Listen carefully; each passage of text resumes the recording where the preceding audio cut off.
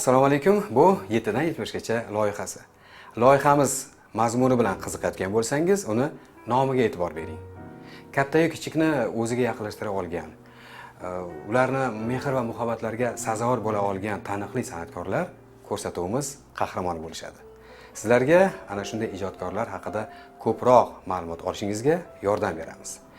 Men vaqtdan unumli foydalanish tarafdoriman. Shunday ekan, ko'rsatuvimizni boshlaymiz. Demak, bugungi qahramonimiz hozir siz uni bilib olasiz.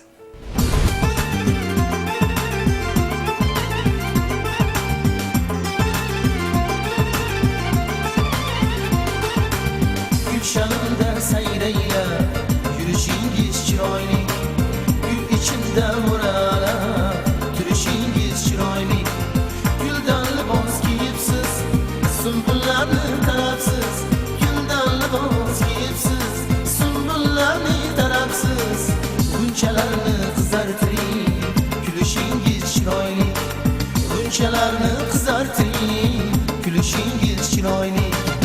Gülüşünüz chiroyli, yurushingiz chiroyli, gülüşünüz chiroyli, yurushingiz chiroyli. Demak, bugungi mehmonimiz O'zbekistonda xizmat ko'rsatgan artist, xushovoz xonanda Azim Mullaxonov. Xush kelibsiz. Rahmat. Azim aka, avvalambor savolimning birinchisi, Azim Mullaxonov bugungi kunda nimalar bilan band ekanligiga qiziqyapman to'g'risi. Bugun endi juda ko'p narsalar bilan band. Azim Mullaxonov endi birinchidan o'sha o'zimizni baribir san'at, ijod, endi ozmi ko'pmi san'at yo'lida bo'lgandan keyin albatta qo'ldan kelgancha ijodga harakat qilinadi. Ijod to'xtagani yo'q. Xalqimizning tadbirlari,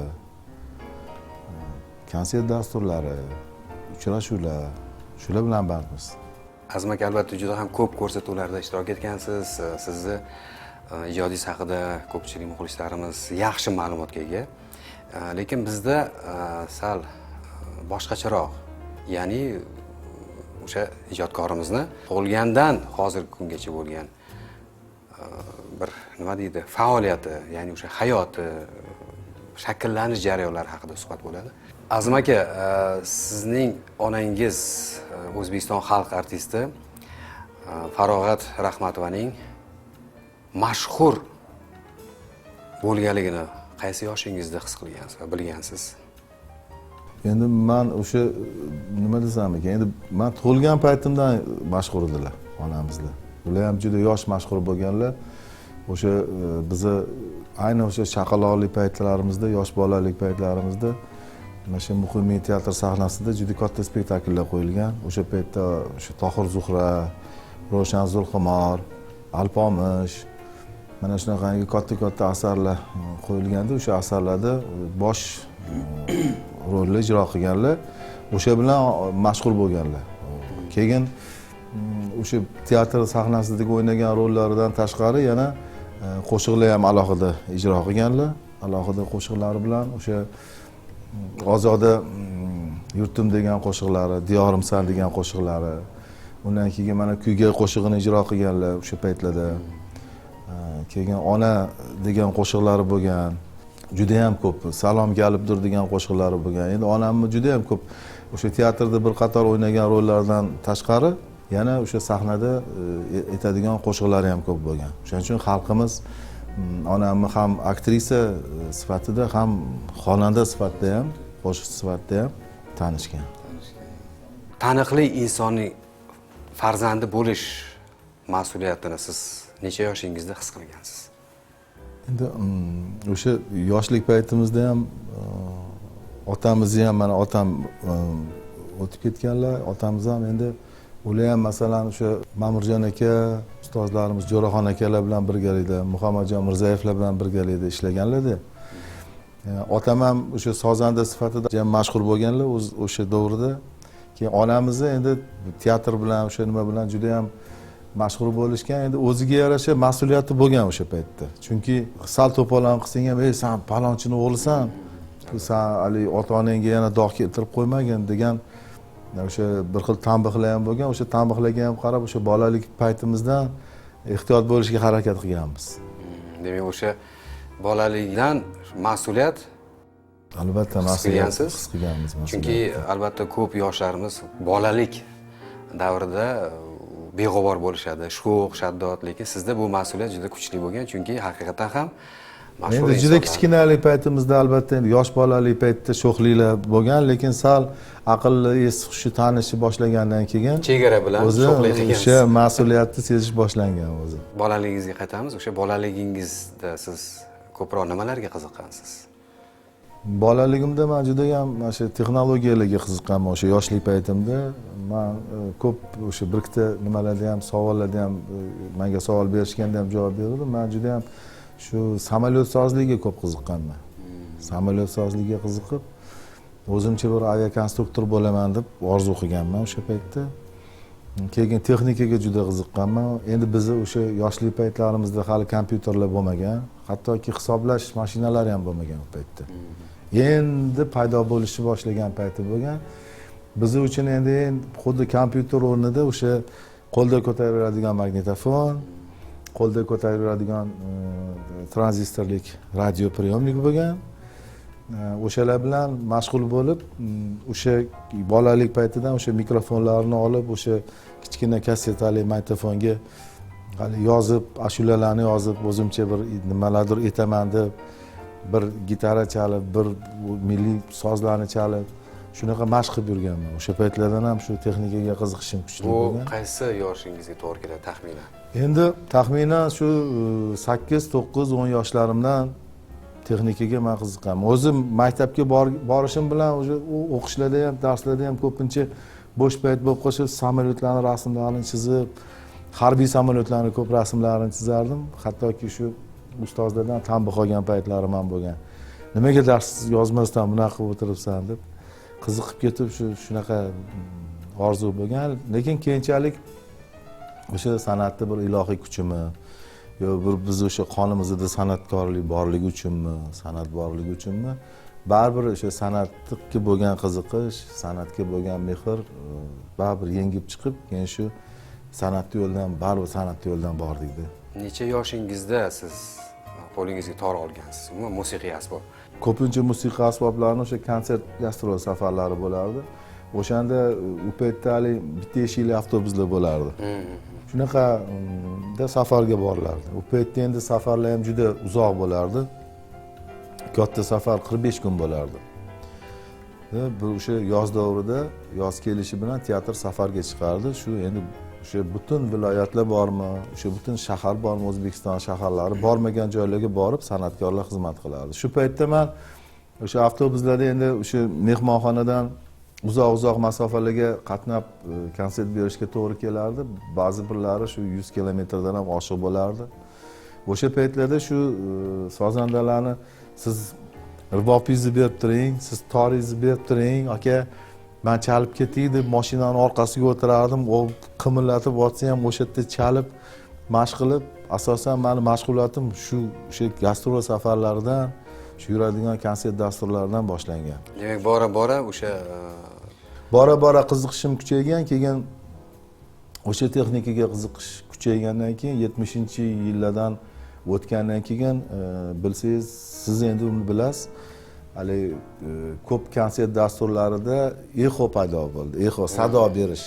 O'sha rever deyiladi. Magnitofonlarni qo'yib sado berish paydo bo'lgandan keyin men shunga qiziqib qoldim juda ham. Keyin shunaqa magnitofon olinardi-da. Shu magnitofonni qo'yib o'sha yozilardi, keyin u ikkita o'qiydigan o'shani nimasi bo'lardi. Shu o'shandan sado chiqardi. O'shani qo'yib, shu sadoli qo'yib, keyin ham o'sha teatr sahnasida keyin musiqachilarga qiziqib, madaniy oqartuv bo'lardi o'sha paytda. Shu yerga borgandan keyin bir o'sha baribir o'sha san'atga bo'lgan qiziqish qo'ymaganligi uchun ham keyin sozandalikni boshlaganman deb bir qator sozandalik bilan o'sha texnikaga qiziqqanligim uchun o'sha paytda ovoz muhandislari kam bo'lardi. Endi borgandan keyin o'sha gastrol safarlarida, konsertlarda o'sha yengil turdagi ovoz kuchaytirgichlar bo'lardi. Shularni qo'yadigan mutaxassislar yetishmasdi. O'sha mutaxassislar yetishmagandan keyin aytilardiki, ichingizda tushunadigan bormi, buni qo'yadigan bormi deyishardi. keyin shu men qo'yaman deb shuni o'sha magnitofonlarni ko'tarib olib borib ham chalib ham qo'yib mana shunaqalar bilan boshlaganmiz ijodimizni. Azim aka, o'quvchilik davrlaringizga qaytamiz. Maktabda qaysi fanlardan siz a'lo bahoda o'qigansiz? Albatta endi ashuladan birinchi bo'lgan. Yoki mehnatlik? Ashula bo'lgan, fizkultura bo'lgan. Fizkultura, Chunki mehnat, men ashula. Sport bilan ham ancha qiziqqanman. Endi havaskor sifatida ko'p shug'ullanganman. Keyin fizikani yaxshi ko'rardim, kimyani yaxshi ko'rardim. O'zim qiziqardim endi. Fizika, kimyo, astronomiyalarga qiziqardim. Astronomiya fani bo'lardi o'sha payt. Lekin mana shu adabiyot ona tilini keyinchalik men shu san'atda bo'lganligim uchun ham men hozir ko'p yoshlarga aytamanki, shu g'azallarni o'qirdik-da biz. G'azallarni o'qib keyin sekin qarardik-da, nima yozilgan ekan? Mana masalan moh yozilgan bo'lsa, moh deb yozilgan ekan, nima yozilgan ekan deb o'qisangiz oy bo'lib chiqar ekanda. Mana shunday qilib qiziqib qarab, ko'pincha men yoshlarga aytaman, shogirdlarga shu qarasanglar qiziqib ketasizlar o'zingizlar, sekin-sekin tushunishga harakat qilasizlar. deb shu ko'p narsa qiziqishdan chiqadi o'zi. Albatta, yoshligingiz haqiqatan juda ham sermazmun o'tgan ekan, chunki o'z gaplaringizdan eshitib turibman. Albatta, hozirgi kungacha eng xalq sevadigan ijodkorlardan birisiz, sahnadan tushmaydigan ijodkorsiz. Demak, yoshligingizdagi bo'lgan o'sha barcha tajribalar hammasi mana hozirgi hayotingizda demak asqotyapti. Azim aka, mana qo'shiqchilik sohasida ijod qilganman boshida o'sha musiqadan dedingiz. Birinchi marta kuylagan qo'shig'ingizni eslaysizmi va necha yoshda bo'lgansiz? Birinchi avtorlik qo'shig'imni oladigan bo'lsak, Osanam degan qo'shiq edi. Osanam. Olam go'zalligi senda mujassam. Osanam deb aytilardi. Olam go'zalligi senda mujassam deb aytilgan shu qo'shiq. Undan keyingi qo'shig'im Tokayki menga jafo qilursiz Vos Sadulla she'ri bilan. Tokayki menga jafo qilursiz degan qo'shiq bo'lardi. Hammani hozir yodida. Tokayki menga jafo qilursiz, Tokayki menga jafo qilursiz, bir kun keladi vafo qilursiz, bir kun keladi vafo qilursiz. Siz malham jonim mehrgiyosiz, siz malham jonim mehrgiyosiz, dardimga habib shifo qilursiz, dardimga habib shifo qilursiz. Bu o'sha qo'shiq bo'lgan. Siz bilan qo'shiq xirgoyi ham qilishdi. Mana aytvorardim-ku endi. O'sha paytda shu qo'shiqlar bo'lgan. Endi hozirgacha mana shogirdlarimiz ijro qiladi bu qo'shiqlarni. Men xursand bo'lamanki, ko'p qo'shiqlar hozirgacha ijro etib kelyapti. Balkim shuni she'rlariga e'tibor berilgandami? Men she'r tanlardim-da qo'shiqlarimda ko'pincha. Birinchi agar she'rlari ma'qul bo'ladigan bo'lsa, keyin o'shini qo'shiq qilib yaratardim. Endi hozirgi paytga kelib ko'pchilik musiqasini oldin yozib olib, keyin she'rini qo'yadigan ham bo'lishgan. Lekin men o'sha she'rni o'zidan ohang chiqarishga harakat qilardim. Hozirgacha shu odatim qolmagan lekin. Hozir ham bitta she'rni oladigan bo'lsam, uni qo'yib qo'yaman-da, qanaqadir ohangga solaman. Chunki menda endi ko'pchilik aytishadi, Azim aka, qo'shiqlaringiz yaxshi-ku, lekin kam ijod qilasiz. Juda ko'p emas. Biz xohlardik siz ko'p bo'lsin qo'shiqlaringiz deyishardi, lekin endi hammani ijod tarzi har xil bo'lar ekan. Mana bu sir emas. Agar men ijodimni oladigan bo'lsa, men shu bir o'zimga ma'qul she'rni olaman-da, shuni bir ohangga solaman. Ohangga solganimdan keyin uni o'ylab ko'raman. Keyin o'zimga ma'qul bo'ladimi, shu qanaqa bo'ladi deb keyin agar o'zimga ma'qul bo'lish kerak. Agar o'zimga yoqmaydigan bo'lib, she'r yaxshi bo'ladigan bo'lsa, o'sha she'rni buzmaslikka harakat qilaman. Buzmaslikki, ya'ni yomon ohang berib qo'ysangiz o'sha she'rga, keyin u she'r umri tugab qolishi mumkin qo'shiq sifatida. Shuning uchun keyin qo'yib qo'yaman. Shunaqangi bo'lganki, hattoki yillar davomida yaratilgan qo'shiqlarim bo'lgan. Shu qo'shiqlardan bittasi Ozod Mo'min she'ri bilan o'sha Po'lat Mo'min bizning mashhur shoirimizning o'g'illari, ularga ham o'sha qondan shu o'tgan ekanda, shu tashlama menga jonim, o'tli nigohing degan she'r yozib berganlar. Shuni ko'rardim, juda ma'qul bo'lardi-da, lekin hech musiqasi chiqmasdi shu qo'shiqni ham. Keyin borib, keyin bir kun kelib shundoq oldimda bir ohang kelib qoldi-da. Shuni qo'limga oldim, da o'qib ko'rib, tashlama menga jonim o'tli nigohing. Qanaqa ohang bu? Boshqacha ohang bo'lish kerak deb keyin tashlama menga jonim o'tli nigohing, sehrlab olganingdan yo'qmi ogohing, uyg'otmagil qalbimda kuchli g'alayon, istasang gar bo'lurman sening hamrohing bo'lgandiki, Güzelimsen, asalimsen, bir umurga sevgilim. Müştaq etme sözleringge, jilau sochgan bir gülüm. Jilau sochgan bir gülüm. Jilau sochgan bir gülüm. bo'lgandan keyin qanaqadir o'zimga ma'qul bo'ldi-da, keyin o'sha payt onam rahmatli bor edilar. Keyin ularga xiroya qilib berdi. to'lqinlanib ketdim-da, men aytdim shuni aytib bermasam bo'lmaydi. Chunki meni birinchi imtihon qiladigan onam bo'lardi rahmatli. Onamlarga chiqdim-da, ona dedim, "Mana shunaqa ohang bo'lib qoldi. Siz nima deysiz?" desam, "Yaxshi bo'pti. Buni qolganini ham endi topkin, bunga avj qilish kerak." Bunga men aytdim, "Sizga ma'qul bo'ldimi? Shunaqa qanaqa?" Menga dedim, "Yaxshi, shu tushgandek, mos tushgandek, ohang mos tushgandek shu she'rga bo'ldi-da." Keyin o'zim ham xursand bo'lganman. Shu she'r 1 yil davomida yotib shuni qanaqangi ohangliga solib nima qilib ko'r. Endi qiyinlik tarafi bir tarafdaki, o'sha boshqalarga o'xshamagan ham bo'lish kerak-da uni ohangi. O'sha uchun ajrab turadigan bo'lish kerak. Shuning uchun bilmayman, menga juda ham bir ochig'ini aytadigan bo'lsam, shu ijod qiyinchilik bilan keladi.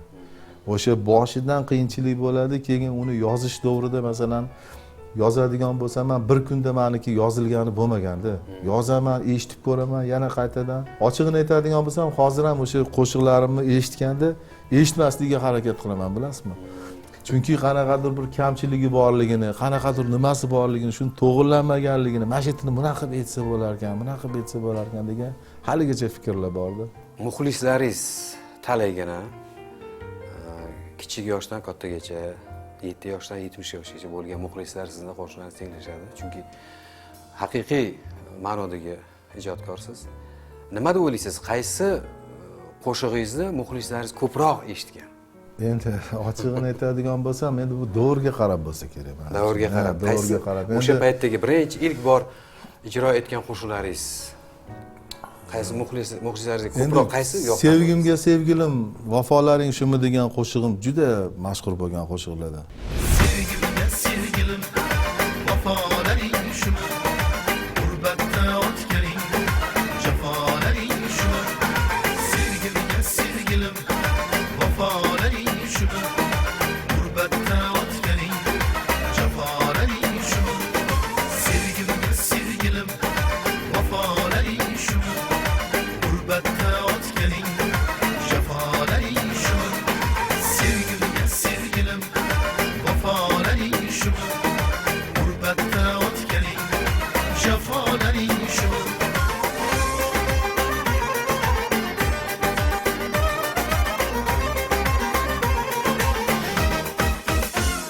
O'sha davrda kelgan suhbatingga tashlaman jonim qo'shig'ini Barat akam Isroilov she'rlari bilan bo'lgan. O'sha davrga keladigan, o'sha 90-yillar davriga keladigan bo'lsak, keyin o'sha davrdan hozir davrgacha bo'lib eshitib kelayotgan yana qo'shiqlardan bittasi Ota qo'shig'i. Ota qo'shig'i Xurshid akam, Xurshid Davron qalamlariga mansub qo'shiq bu, she'rlar bilan aytilgan qo'shiq. Bu hozirgacha kelgan. Hozirgacha. Derazamning ostida tongda sayragan qush suzmasmi ota, yo tunimga ko'klam mozorda yopishgan gul suzmasmi ota, yo tunimga ko'klam mozorda yopishgan gul suzmasmi ota, sayragan qush suzmasmi ota, yopishgan gul suzmasmi ota.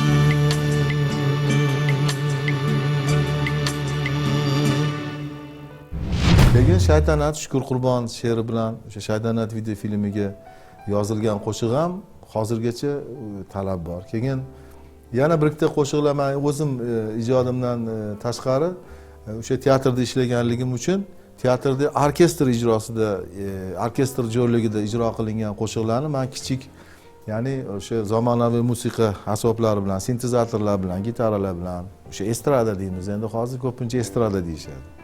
O'sha estrada yo'nalishiga solib, ya'ni hijron musiqali dramasidan boshqalarda qo'shig'ini ham o'sha oldin orkestr bilan ijro qilingan, keyin buni o'sha zamonaviy musiqa asboblari bilan ijro qilganmiz.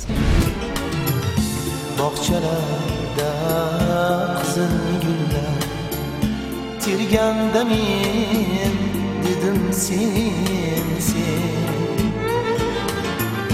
jononlarni jononim ko'rganda men dedim sen dunyo qadar sevib seni kel jonim kel yonimga kel dushot ko'ngil yillar bo'yi seni deyman. O'zgacha bu dutor o'zgarmagan, ammo sadasi o'zgacha degan qo'shiq u ham spektakldan bo'lgan. Shu spektakllarga ham murojaat qilib turganman-da men, chunki spektakllarda birinchi bir ikkita eshitilgan qo'shiqlarni ham shu zamonaviy qilib ijro qilsa qanaqa bo'lar ekan degan fikrlar bo'lgan. Ularni ham ijro qilganman, ularni ham lekin so'rab turishadi hozirgacha. Rahmat Azim aka, ijodingizda yana bir katta burilishga sabab bo'lgan bir qo'shiq haqida to'xtalmoqchimiz. Bu qo'shiq albatta o'sha Shaytanat filmidagi soundtrack.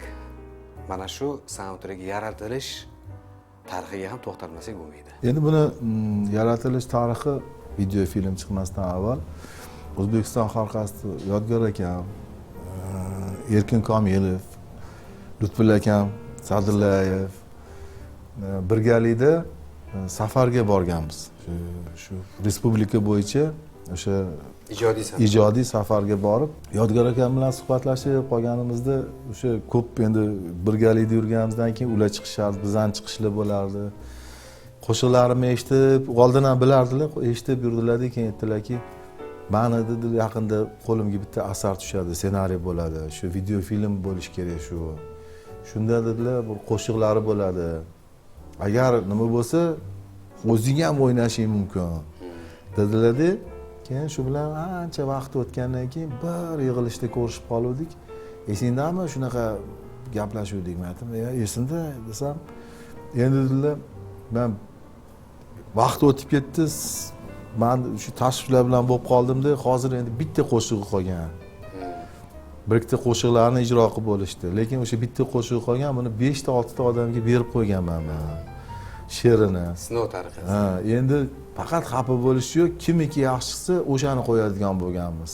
Sen shu qo'shiqni nima qilib kelishing kerak, yaratishing kerak, ijro qilishing kerak. Musiqa bastalangan bo'lganmi? Yo'q. She'rini berdilar. She'rini berganlarda endi 5 ta 6 ta odamga Yodgor akam men san'atda yurganlar bilarlar-da, kimiki yaxshi o'shani qo'yaman deganlar. Ochig'ini aytadigan bo'lsam, she'rni oldim, endi Yodgor akam akamlar, menga sal g'alati deb aytdimki, va'da boshqacha bo'luvdi. Buni sen bilan maslahatlashib, musiqalarni ko'ramiz deb aytdilar. Endi gap unaqa bo'ldi dedim-da, mayli deb cho'ntagimga solib ketdim. Keyin uyga kelib bir qaradim, she'rni qarasam she'rda mazmun, ma'no juda bir chuqur edi. Keyin shu bilan qoldi u. Oradan 2 kun o'tgandan keyin Yodgor akam qo'ng'iroq qilib qoldi. Aytdilarki, "Men senga she'r beruvdim, nima bo'ldi?" dedilar. Men aytdim, "Endi sekin-sekin desam, sen sekin-sekin dedim, menga tez kerak u." Men aytdim, "5-6 odamga bersan, u odamlarni qo'yaver. Menga seni yetishing qiziqtiradi" dedilar-da o'sha paytda. Endi Yodgor akamda ham juda bir katta bir ilohiy energetika bor-da. Menga olib kelib bergan dedilar-da, talab qo'ydilar. Keyin o'sha payt rahmatli onamlarni baribir shu bir yaqin bir-birimiz bilan yaqin edik. Chiqib she'rni ko'rsatib, "Ona mana shunaqa desam, keyin Men aytdim, menga shu tez qilib bergan deyaptilar. Hozir qanaqa qilib qilaman? Endi buni o'zi bo'lmaydi, unaqa desam, keyin Yodgor aka aytgan bo'lsa, to'g'ri aytibdi. Endi hali sevdim degan qo'shiqlarni aytaverasanmi? Yana bunaqa qo'shiqlarni ham ijro qilgin dilloyim. So'zlari yaxshi ekan, harakat qilish kerak edi. Shu bilan qanaqadir men ta'sir qildimmi, kirib ketib. Shu paytda keyin sekin musiqasini nima qilib, o'qib, she'rni ham bir shogirdimiz aranjirovka sohasida ko'p qo'shiqlarim birgalikda ishlagan men bilan Dilshodjon Qurbonov kelib qoldi o'sha paytda. Yoshlar guruhi kelib qoldi. Men aytdim, Dilshod o'tir dedim. Sen nima qilamiz dedim. Aytdim, qo'shiq desam, nima qanaqa qo'shiq? Men aytdim, men aytib turaman, sen yozasan dedim. Desam, tayyormi dedim. Aytdim, tayyorlaymiz dedim. Shu bilan o'shani shu nima deydi, bir hazil deb bo'lgan, mana shunaqa boshidan boshlab Hayot Gulzor deya kezdim. Tikonlari chiqdi yo'ldanni. Aytib turdim men, u yozdi, shu bilan bo'ldi. Endi men nima qilamiz dedim. Aytdim, endi sen ketavergin, men endi buni tushirishim kerak. Shu bilan bilmayman, bir ochig'ini aytadigan bo'lsam, bir 3 kun, 4 kun yaxshi uxlamadim. Shuni oxirigacha yetkazib, keyin Yodgor ekan baribir qo'ymasdilar bilaman, telefon qildilar yana. Nima bo'ldi dedim. Aytdim, tayyor desam, olib kelma, eshitishim kerak dedilar. Keyin qo'shiqni olib bordim. Yodgor ekan mashinadagi o'sha u paytda hali ham kichkina kassetalarda bo'lardi. Kassetaga yozib olib bordim. Yodgor ekan shunday qo'ydilarda, mashina orqa o'rindig'ida o'tiribman. Yodgor akam jim bo'lib qoldilarda keyin. Ovozi balandroq qilib yozgan, ana keyin skripkalar chalgan ekan, o'shani